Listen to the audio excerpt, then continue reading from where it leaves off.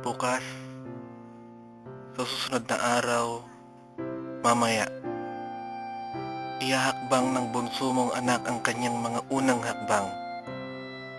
Maari din niyang bigkasin ang una niyang mga salita, pero malamang ay hindi papa, dahil ang mama niya ang lagi niyang nakikita. Baka rin maibuslo na ng panganay mong anak ang una niyang field goal sa unang laro na kasama siya sa starting five. Baka rin perfect na ng iyong asawang kanyang pinakbet, di na sobrang alat at di masyadong malansa. Baka rin mga anak ng aso ninyo ng mga cute na tuta.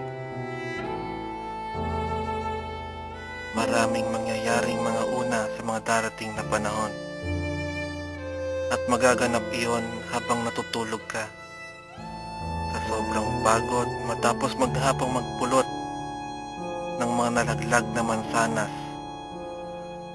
Kalahating mundo ang layo mula sa Pilipinas.